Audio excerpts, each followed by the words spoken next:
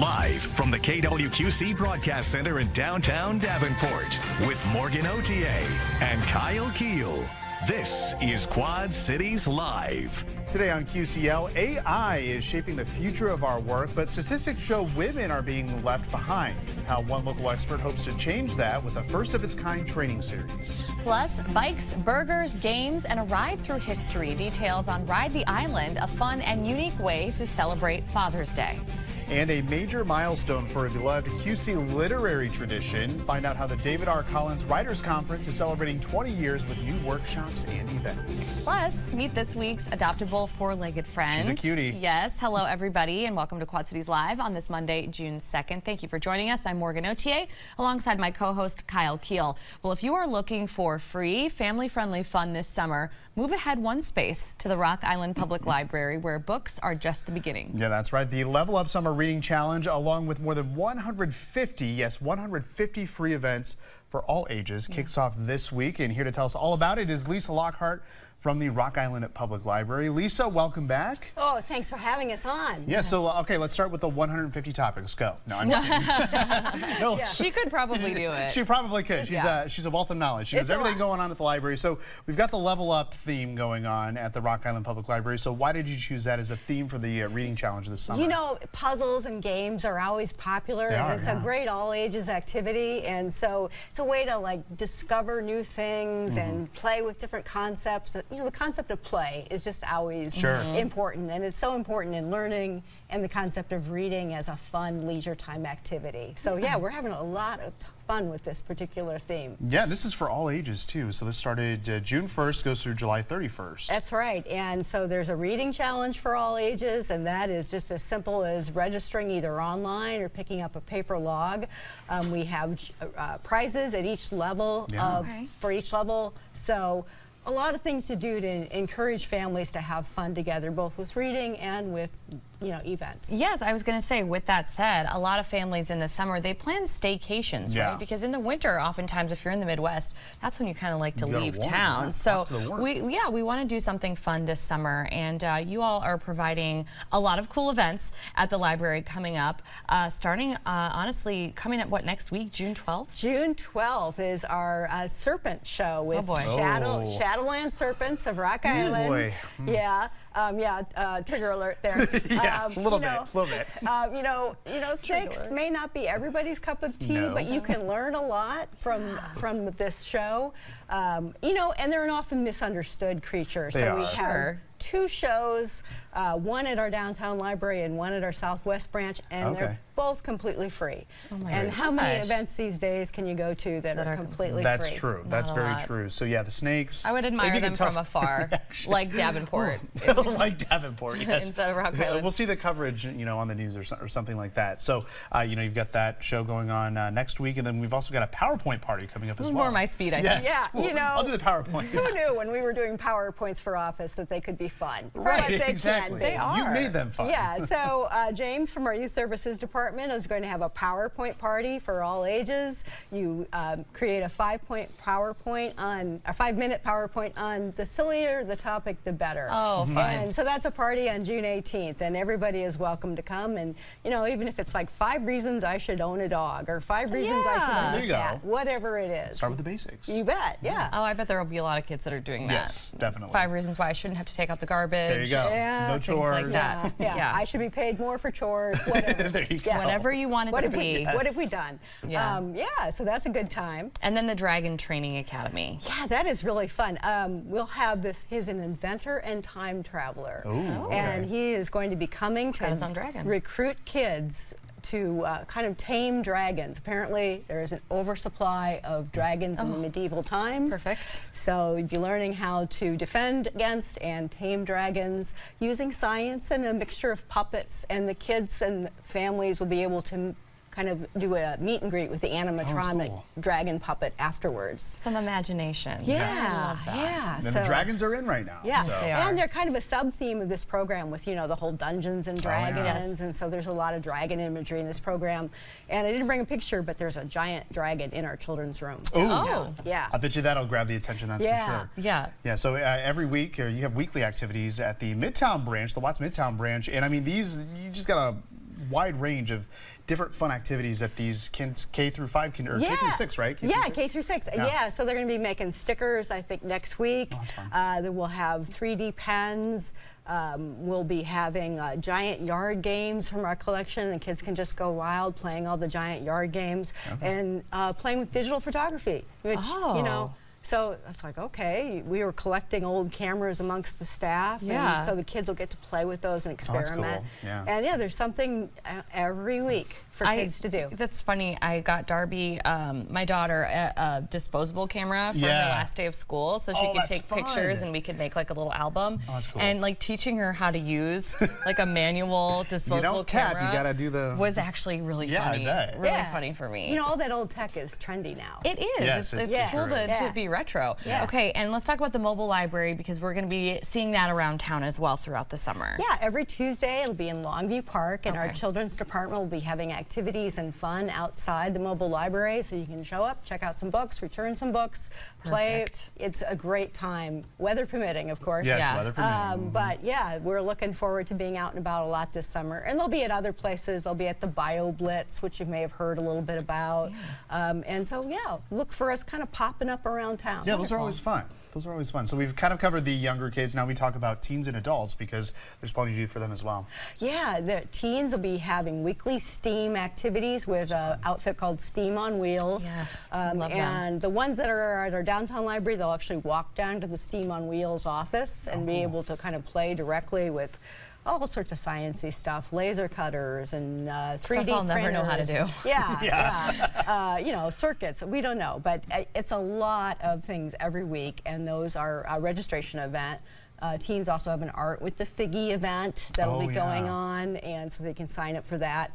And even though we ask for sign-ups, it's still free. Okay. Great. Yeah, and then for adults, we have a lot of things on kind of leveling up your learning and leveling up your wellness. So. Nutrition series going on with the Illinois Extension, like eating well for older folks. I love that. All sorts of different things. There's one on self-care and resilience. Oh gosh, history talks, you name it. We've got something going on. And a lot of times with stuff like this, you'd have to hire somebody to kind of give you the information that you could be getting for free by registering for one of these services, so it's wonderful.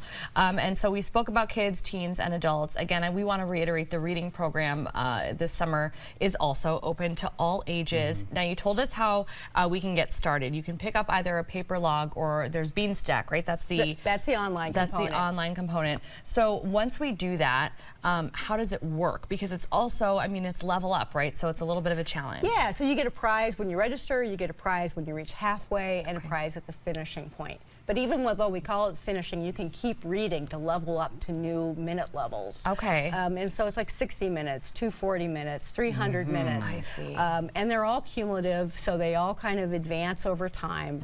And, you know, reading anything counts. So, you know, if it's an audio book, if it's a graphic novel, if it's nonfiction, if it's fiction, ebooks, reading is reading. So they all count. They all count. Yeah. And you brought some examples with you here today of those different books, so that, you know, like you said, reading is reading, and it could be a comic book. You know, it really doesn't matter. You're preventing, especially for those kiddos that are still in school, the brain drain, which you've come on and talked about before. And you know, that summer slide is a real thing, and it just takes so little to be able to keep up that level of learning. About 15 or 20 minutes a day. You know, even if it's in, and it doesn't have to be all at the same time. If it's 5 minutes here, it's 5 minutes there. You know, you're the parent of a very young child. Sometimes you're lucky to get their for a minute or two for a time. But it all adds up, and it's all so important. And we make it an all ages program because that experience of seeing the whole family reading for fun sends a really strong lifelong message. Yeah, most definitely. And the point is that it's reading for fun, so you get to choose what you read. We're not going to give you a reading list or an assignment or ask you to do a report or whatever. It's reading for fun as a leisure time activity. And collectively, you all you have like a goal in mind of how many minutes collectively in the program that you all read? Yeah, we're hoping to meet 500,000 minutes. 500,000 minutes, let's do it. So that's the level up portion. So all right, level we up. did about 470 some thousand last summer. So, you know, that's great. Everybody else picks up. The goal's within reach. That is wonderful. Yes. Okay, so if you're watching, you want details on really any of the activities and events that we talked about today, visit the website rockislandlibrary.org or call 309-732-READ, R-E-A-D. Lisa, as always, thank you so much for bringing in these fun things for us to look at and telling us all about the program. Thank you. Yeah, thank you very much. Thanks, Lisa. Well, up next, our adoptable four-legged friend of the week from King's Harvest Pet Rescues here. We'll meet her, plus how you can best help the animal shelter as we head into the summer heat. Well, if you are looking to add a little love and a lot of fun to your home, today's adoptable four-legged friend might just be your perfect match. I think she will be. She's Melissa mine. Conway is joining us from King's Harvest Pet Rescue, along with a very pretty pup named Sevy. Melissa, thank you for being here today. Sevy, thank you so much for having us. Bless you. Thank you so much for being here today. So Kyle and I have already met Sevy. She's just so perfect in every way. Yes. But tell us a little bit about her for potential adopters out there. So Sevy is a 6-year-old shepherd mix with a lot of love to give. Yes. Oh. She is the sweetest dog I know. She loves to play frisbee in the yard, and she loves to say hi to new people. Yes, she does. She really does. She's very happy. That tail's so been going the whole friendly. time. Oh my goodness, yes. You want to be a lap dog, don't you? She thinks she's a lap dog. She's weighing in about 68 pounds, but thinks she's 6. So. Okay, well, hey, there you go. So she loves belly rubs as well. Yes. So what type of family would she be a pretty good fit for then? She'd be good for a family, older kids, 10 plus. She loves to play, so someone who can run around, play frisbee with her in the yard, it is a must. Isn't that right, Sevy? Seems like she's still got that puppy energy going too. Yes. Yeah, she definitely does. She's so sweet. So any other pets in the home? Would she be best by herself? She would do best as your one and only. Okay, she needs good to know. all the attention. Yes, just for her. You are so sweet. So talk a little bit about the process for us if somebody sees Sevy today and thinks, oh, I really want to maybe adopt her. She'd be a perfect fit for my family. What's kind of the first step? So the first step would be filling out an application for her at King's Harvest. We prefer an approved application before you meet an animal for their own safety. Right. So if you're interested, you can go to our website and you can fill out an application for Sevy. You can also come down to King's Harvest anytime, 10 a.m. to 5 p.m. Monday through Saturday. Let us know you're interested in her. We can get you set up. You can meet her in her kennel. And then if you get an approved application, we go from there. You can do a meet and greet and see her in the yard. Exciting. Yes. She's so sweet. So she's been with the shelter, Melissa was telling us, since February, which that happens to be the last time that we had King's Harvest on with Champ. And the good news is we actually did get Champ adopted. Yes, we did. He went home just last week. Oh, really? That's awesome. There he is. Found a fantastic family. I love that. We absolutely loved him, just like we love Sevy. And I mean, I'm just so excited that this dog got adopted. Yes, such a sweetheart. And look, he looks happy, as does the family. We love that. That is very cool. Okay, so what should people keep in mind? I mean, we fall in love with pets all the time. Every time we have an adoptable four-legged friend on the show, I think I want to take it home. But is there anything that folks should know aside from the process that you already explained? Things that they should think about, you know, before they take the plunge and decide, you know, yes, I want to adopt. Definitely. So when rescuing a dog, there are always some adjustment periods. Sure. I think a lot of people fall in love with a dog, think they're so amazing, get them home, and they say, why doesn't this dog want to play with me? Why are they hiding? So before you adopt, it's really good to understand that, you know, these rescue dogs just need a second chance, and sometimes that involves takes time. Taking time, being patient with them, and it is so worth the wait. Yeah, most definitely. Most definitely. You just want to make sure that it is the right fit before before you make that permanent home for them. So always you're looking for outreach in the community, and you got a fun event coming up here in just a couple days at Happy Joe's. So tell us about that. Yeah, at Happy Joe's Jungle Bungle from 4 to 8 p.m. on Wednesday. You can come in, dine, and a portion of the proceeds go directly to King's Harvest. Oh, that's awesome. Yeah, it's not often you can buy pizza and support a shelter, so we think that's really fantastic. Win-win. I love that. 4 to 8 p.m., so a good chunk of time there, right through the dinner hour. So yeah, Jungle Bungle, that's up by North Park Mall, just right up there. Okay. You're also involved in the upcoming event called Pints and Paws. This is a blood drive event? Yeah, with the American Red Cross. It's July 9th and 10th. Okay. Yep. So you can donate blood. We'll have adoptable animals on site for people to come and say hi to while you're waiting in line. Oh, that's fun. That makes giving blood just a little bit easier. Maybe take the nerve off just a little bit. If you're nervous, that helps. It's like having a comfort animal there or something. It certainly is. And of course, you've got even more events planned here for August because it's the annual Clear the Shelters. That's always a big event nationwide and really here locally as well. Yeah, we have tons and tons of events planned for August. We are posting about them on our Facebook. Awesome. So you can visit our Facebook and check out all of our current events and any needs that we have. We posted there. Okay, wonderful. And speaking of needs, what are some other ways that people can help? Because I know we have a variety of different shelters that are on the show, and fosters are big. Yes, it is kitten season, which means we have, lots of kittens coming through, a lot of litters. So anybody interested in fostering can visit our website or visit us in person to fill out an application. We have lots of kittens that could really use a new home to take care of them while they're growing up. Aww. So what's that process of fostering like? Like how long can we expect to have to foster it? Is it just a few weeks, a couple months? It depends. If someone is able to foster for longer, we always love the stability of letting animals stay in a home a little longer. But even if you have 2 weeks and you want to take the commitment to bottle feed some kittens that don't have their mother, that's great too. All right. Well, if how sweet she is. She's so sweet. So if you're interested in adopting Sevy or becoming a foster, King's Harvest Pet Rescue is open from 10 a.m. to 5 p.m. Monday through Saturday. And if you want to adopt a pet or become a volunteer, you can head to the website on your screen. That's kingharvestpetrescue.org. And of course, you can follow them on Facebook for all of those updates that are happening in August as well for Clear the Shelters. Melissa and Sevy, thank you so much. Sevy, we'll get you home soon, okay? Yes, you sweet girl. Still to come on QCL, a long time Quad Cities Father's Day tradition is back with a new name and a brand new route. Find out how you can bike, picnic, and play your way through this family-friendly celebration after the break. Quad Cities Live continues. Quad Cities tradition is rolling back into town just in time for Father's Day. River Action is bringing back its beloved annual bike ride, formerly known as Ride the River. But this year, there is a new name and a new twist. Joining us with those details is Chris True from River Action. Chris, welcome back to the show. Hi. Thanks for having me. Yes, absolutely. Thank you for being here. Always something fun to talk about with River Action, especially during the summer months. Okay, so tell us about Ride the Island, which is the new name for this event. Yeah, so many years, River Action held an event called Ride the River. And River Action was actually incremental in getting these bike trails that we have along the river. So Ride the River really prompted the creation of those bike paths. So it's a big thing for the area. All of those things take money and support, and so this is just one of those beloved events that people participated in every year.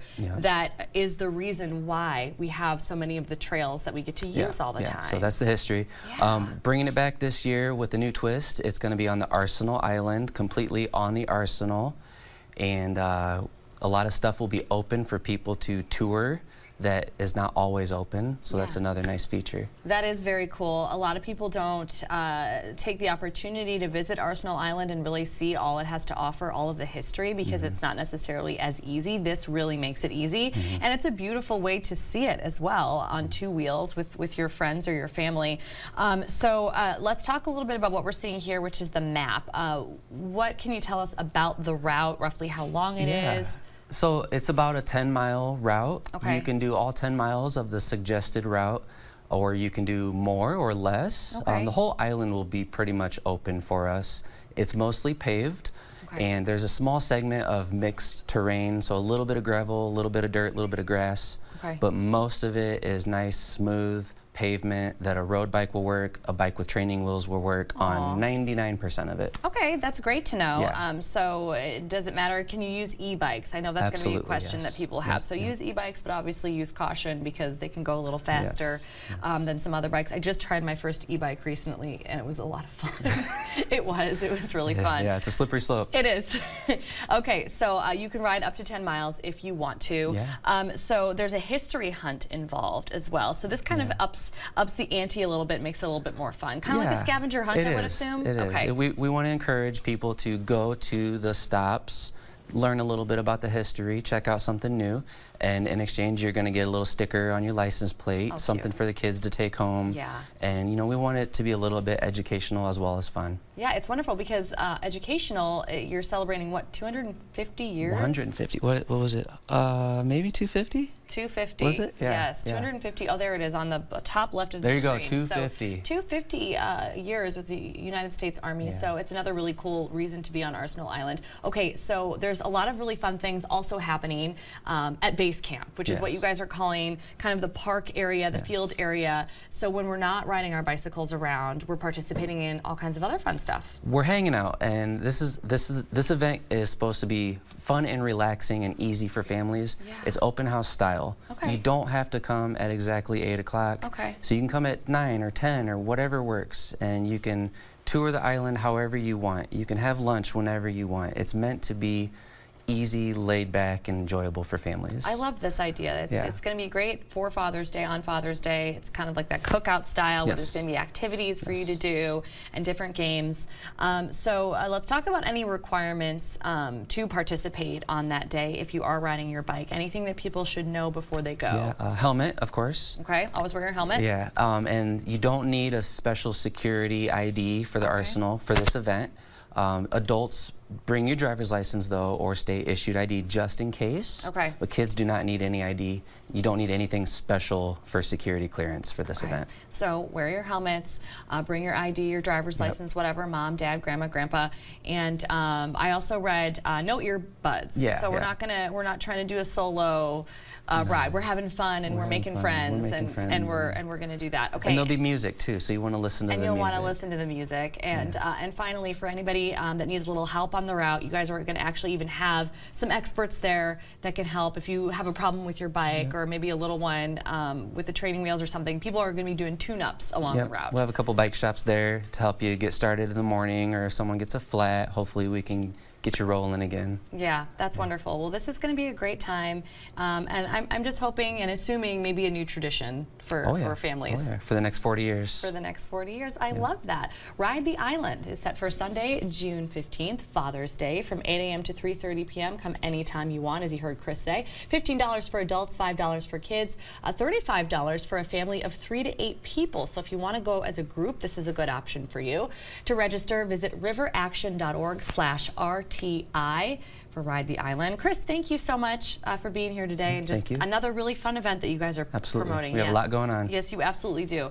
Thank you. And still to come in our second half hour, more fun stuff. A 3-day opportunity for writers to get direct feedback from published authors, build their craft. We have details on the 20th annual David R. Collins Writers Conference, plus using AI to help amplify the way women already lead. We are learning more about the AI Boss Babe Bootcamp series, working to close the gender gap and boost women in business.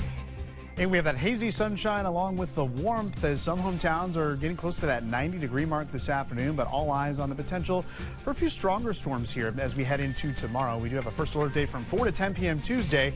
All the timing and the impacts coming up in your first alert forecast in the next half hour of Quad Cities Live. Accurate and reliable. This is your First Alert forecast with meteorologist Kyle Keel. Well, we are coming off a very beautiful weekend across the QCA. The only caveat is the sky, as it's been a little bit hazy with that wildfire smoke in the air, and that is certainly evident here on the Everywhere Camera Network. Also, we notice the flag waving in the wind there in Bettendorf as that wind is picking up. That wind is out of the south, so that south wind will keep temperatures on the warm side tonight, and it will also increase our humidity levels heading into tomorrow. So that's just one ingredient that we're looking at for that potential of some severe weather. 86 degrees right now at the airport in Moline. South-southeast wind at 9 miles per hour. Relative humidity still pretty low, 43%, but that dew point is creeping up there, 61 degrees. And we're also going to see that dew point rise here heading into the overnight hours. So that's going to keep our temperatures on the warmer side here for tonight. And then we'll get a running start to those temperatures, getting into the upper 70s to low 80s tomorrow. So with the warmth, the humidity, and a cold front coming in, yes, the ingredients are there for that potential of severe weather. So first alert date, Tuesday, 4 to 10 p.m. Now, we're going to have to watch data coming in this evening because this may need to be bumped up a couple of hours earlier here in the afternoon. So I would say Tuesday afternoon into the evening, we need to be on alert for the potential of some strong to severe storms. Damaging wind, I believe, is your highest threat, followed by some large hail up to the size of the quarters. And we're also tracking the potential for some locally heavy rain as well. So severe threat today, it's well off to our west. We've got that level 2 going from Minnesota down to Kansas, and Kansas and Oklahoma under the gun with that level 3 risk of severe weather, including some tornadoes. Our tornado risk here at home is pretty low heading into tomorrow, but notice most of us under that level 2 risk from the Storm Prediction Center for damaging wind and hail as your primary threats. So looking at the next 24 hours, as I mentioned, kind of a warm night, upper 60s to near 70 for your overnight lows. So it's a very warm start here on your Tuesday morning. We'll see a lot of cloud cover around, maybe a couple isolated showers early on. But as we enter the midday hours, we will be tracking maybe a few scattered storms before the widespread storms move in later in the day. So where's the front right now? Well, it's well off to our north and west. Already we do have some showers and thunderstorms that have turned severe here just to the west of the Twin Cities. So that's where the severe threat will be as we head into tonight. But again, that migrates eastward and southeastward here heading into the day on new features, free public events, and a celebration of storytelling. Joining me this afternoon is Ryan Collins, Executive Director of the Midwest Writing Center. Ryan, welcome back. Yeah, thanks for having me. Thank you so much for being here. This is a very exciting time. I love talking about this with you as a somewhat of a writer myself, a little different from a novelist. But the conference, it's actually 3 days long. It is coming up at the end of this month. So tell us a little bit about it. 20 years is a long time. 20 years is a long time. We're really excited. It doesn't seem like it's been that long, but it clearly has. I know the feeling, yeah. Yeah. So yeah, we're excited. We've got 4 3-day workshops that'll be happening in Augustana the last Thursday, Friday, and Saturday of June. And then we've got a couple of evening public events that we're excited about, including a big party at the Hauberg Estate in Rock Island. Very nice, yeah. And yeah. And so, and the you know, we're excited. The conference is for everybody. You know, you say you're kind of a writer, like everybody's kind of a writer. So like, if you're one of those writers, it's kind of like, oh, what's this all about? It's a good time to check it out. For sure. I love that. Yeah, I get this feeling from this conference every year. From times that we've spoken in the past, it's very accessible. You can be really at any stage in your personal writing journey and find benefit. And we will get to some of the things that you're going to be doing, but can I talk to you a little bit about, over these 20 years, how you've seen this conference really evolve? Sure, yeah, I mean, it's changed a lot. The original version of the conference was called the Mississippi Valley Writers Conference. It started in the early 1970s, and that ran for almost 30 years. Right, oh my goodness. And so when the board of the Writing Center brought it back in 2006, you know, it was pretty small. It was at St. Ambrose. The 3-day workshops is kind of like the one component that's been consistent. But you know, we've had writers from all over the Midwest. We've had some really big names like Carmen Maria Machado has taught at the conference. Leslie Jameson, who's another like very celebrated author, has taught at the conference. Rachel Yoder, she teaches at University of Iowa. Yeah. So we've had a lot of really amazing faculty over the years. And just the different people that we've been able to partner with, you know, different local organizations that have been on board. Right. Writing's in everything, and so it's a great celebration of, you know, just making people more aware of, you know, it's kind of behind the scenes sometimes. I feel like every film everybody's ever seen started as a screenplay, but people kind of forget about the writing component. They do, yeah. So this is a great opportunity for us to kind of showcase. Very cool. Well, speaking of faculty and amazing faculty, tell us about who we're going to hear from this year at this conference. Some of them have ties to the Quad Cities. Yeah, they definitely do. So Brett Biebel is a professor at Augustana College. He's going to be teaching our short fiction workshop. Okay. He's got 2 or 3 books in that vein. And he's never taught with us before, so we're very excited to finally be collaborating, even though we've been neighbors for all this time. And the other instructor who's got local ties is Skylar Alexander, who's teaching our poetry workshop, who actually I first met as an intern in our Young Emerging Writers program, which is also celebrating its 20th anniversary this summer. Oh, wow, yeah. So she came to us as a student at North Scott. And you know, has progressed through her career. She got a graduate degree from NYU. This is her first book of poems. So we're really excited to be welcoming her back. And she does some book design for us too. So her workshop is sort of thinking about how can you think about writing as a visual product and as a designer? And then we have Marguerite Harold, who was here last summer to celebrate the release of her book, Chicago House Music. She'll be teaching like a memoir, nonfiction. Like if you're interested in like doing family stories or maybe stories that require a little research, she's going to be doing that kind of thing. Okay. And then our novel instructor is another first-time instructor, Rebecca Entel, who's a professor at Cornell College in Mount Vernon, Iowa. So not too far away. This is just such a cool opportunity for anybody who's interested in any component of writing to be able to hear from these folks who are doing it. They're out there in the real world and making this stuff happen, which is very cool to be able to pick their brains in that way. There's also some great add-on opportunities as well for participants. So can you tell us a little bit about those? Yeah, absolutely. So 3 of our 4 instructors are doing manuscript critiques. Wow. So if you want to get some direct feedback, if you've got a manuscript you're working on, or if you've been kicking something around, it's an opportunity to get some really brilliant eyes and some input on that work. Or if you're just kind of getting started out and you've got a few things and you're trying to is this something, right? Yeah. Like that's kind of, I think, a lot of us at any point in our career as writers, we're always kind of asking that question. Yeah. So having the opportunity to get a little feedback from people like this is important. And then we do some publishing. We have a press imprint called NWC Press, and we take book pitches. So we're open to pretty much anything: poetry, novels, children's books. We've published a little of everything over the years, so we're excited to see what people work on maybe your have for us. pitch, which is like, what a cool opportunity. Okay, before we run out of time with you, what can you tell us about registration? You guys have like an early bird registration happening, but it's time's running out. We do, yeah. Early bird registration ends this Thursday, June 5th. Okay. So if people want to get a little bit of a break on there, they can get a break. Also, members of the Writing Center also get a break on the registration fee. Okay. Good to know. So yeah. You can find us online at our website. Wonderful, and we have that on your screen right now. If you want to learn more about the conference, you want to register to attend, just visit the Midwest Writing Center online and click on events, and you will see everything that you need right there. You'll be able to register. Ryan, thank you so much for joining us on the show, and it sounds like it's going to be just a fabulous conference. Yeah, for sure. Thank you so much. Yeah, thank you. Cheers. Just ahead on QCL, a Quad Cities entrepreneur is on a mission to close the gender gap in AI, starting with a bold new boot camp just for women. We'll learn more next. Quad Cities Live continues. Artificial intelligence, or AI, is rapidly reshaping how we work, but not everybody has a seat at the table when those tools are being developed and deployed. Yeah, that's right. That's where the female-focused AI Boss Babe Boot Camp comes in. Joining us now is Jackie Kelsky, and she is a certified AI adoption consultant and owner of the Pros Co.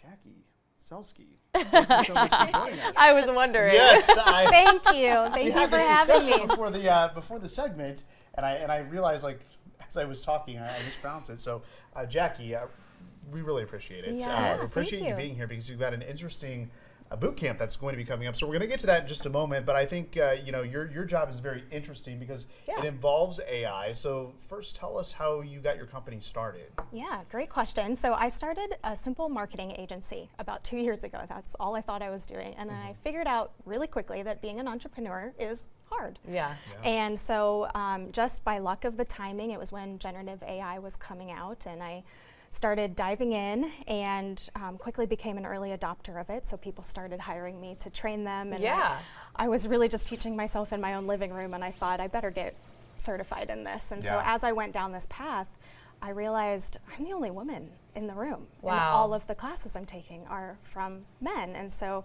I started looking at research about that and found that women are adopting AI at about 25% slower rate than men, if not larger in certain industries. And so I started to dive more into that and learn that most of the research says that just comes down to a confidence gap. Wow. In women's belief that they can do it. Yes. So You can do it. I totally believe that, though.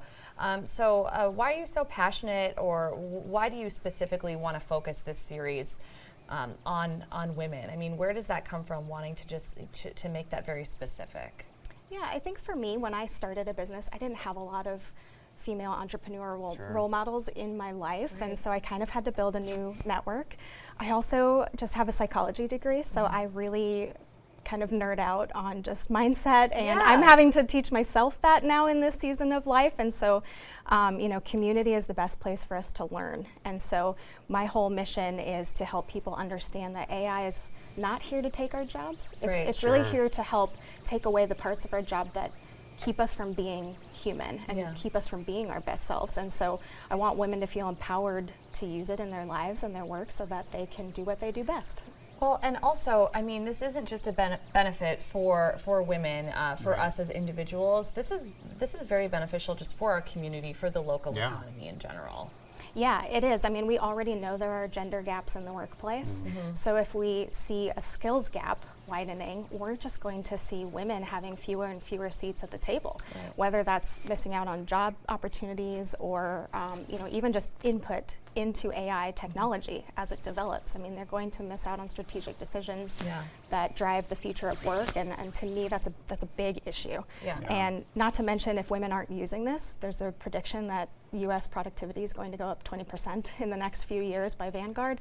That's billions of dollars that we're missing in the U.S. alone. So, it really changes, you know, local economy and all global for the better. economy. All for the better. So let's talk about that boot camp you have coming up. So you had one back in May last month, and it was all about ChatGPT. We've all heard about it. You got the one-on-one. So how did that go for you? It was great. We had a full room of women across all generations, different industries. It was kind of a mix of nonprofit and corporate leaders and some solopreneurs like me. So we had a good mix in the room, and my goal was really just to create a safe environment for women to ask the questions that matter to them. So a lot of ethical discussion around how and why we should be using this, where it makes sense.